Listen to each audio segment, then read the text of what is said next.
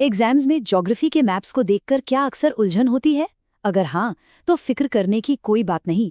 आज हम कुछ ऐसे जबरदस्त ट्रिक्स और तरीके जानने वाले हैं जिनसे मैप्स को याद करना एकदम आसान हो जाएगा। हाँ, अक्सर ऐसा होता है। स्कूल में मैप्स को देख के यही लगता है कि भाई इतनी सारी नदियां, पहाड़, शहर ये सब याद कैसे रहेगा। ये कंफ्यूजन बहुत नॉर्मल है, पर इसका एक बहुत स्मार्ट सोल्यूशन भी है। और वो सोल्यूशन रट्टा मारना तो बिल्कुल नहीं है। देखिए, असल में कामयाबी रटने से नहीं बल्कि स्मार्ट ट्रिक्स अपनाने से मिलती है। तो चलिए, आज हम इन्हीं स्मार्ट तरीकों को समझते हैं जो मैप्स को आपके लिए आसान बना देंगे।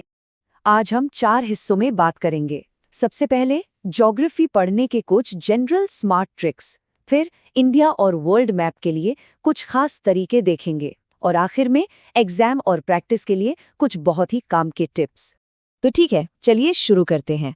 हमारा पहला सेक्शन है ज्योग्राफी पढ़ने के वो स्मार्ट ट्रिक्स जो हर तरह के मैप पर काम करते हैं।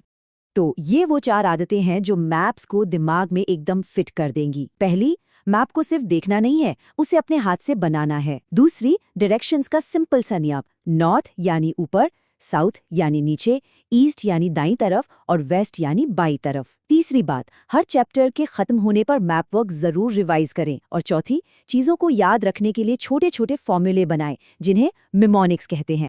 चलिए अब आते हैं अपने देश भारत के मैप पर और देखते हैं इसे याद करने के कुछ मजेदार तरीके।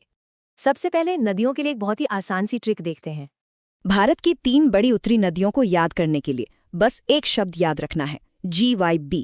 G से गंगा, Y से यमुना और B से ब्रह्मपुत्र। है ना एकदम सिंपल। और भी कुछ बढ़िया तरीके हैं, जैसे हिमालय को भारत की महान दीवार की तरह सोचिए। राज्यों का क्रम याद रखने के लिए कोई मजेदार कविता या कहानी बना सकते हैं, और जो तटीय राज्य हैं उन्हें समुद्र के किनारे इमेजिन करने से वो और भी आसानी से याद हो जाते हैं। अच्छा, अब भारत से थोड़ा आगे बढ़ते हैं और पूरी दुनिया के मैप को समझने के कुछ टिप्स देखते हैं। लैटिट्यूड और लॉन्गिट्यूड, इसमें तो हर कोई कंफ्यूज होता है, पर इसका एक बहुत आसान सा जवाब है। लैटिट्यूड यानी लेटी हुई लाइंस जो हॉरिजॉन्टल होती हैं, और लॉन्गिट्यूड यानी लंबी लाइंस जो वर्टिकल होती हैं। बस इससे पता चलता है कि इमेजिनेशन से दुनिया का मैप कितना आसान हो सकता है। जैसे अफ्रीका की शेप को एक उल्टे ट्रायंगल की तरह सोचें। महासागरों को उनके साइज के हिसाब से याद करें।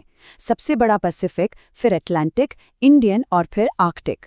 और हाँ, जब भी किसी देश को मार्क करें तो उसकी राजधानी के साथ करें।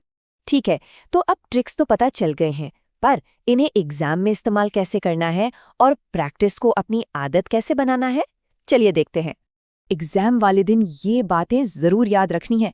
मैप वर्क के लिए हमेशा पेंसिल का इस्तेमाल करें ताकि कोई गलती हो तो सुधारी जा सके। लेबलिंग एकदम साफ सुथरी और पढ़ने लायक होनी चाहिए। और हाँ, ओवरराइटिंग तो बिल्कुल नहीं करनी। देखिए, सारे ट्रिक्स और टिप्स अपनी जगह हैं, लेकिन कामयाबी का जो सबसे बड़ा, सबसे ज़रूरी नियम है वो सिर्फ एक है, और वो है प्रैक्टिस। और प्रैक्टिस को आदत बनाने के लिए ये 15 मिनट का रोज का रूटीन कमाल कर सकता है।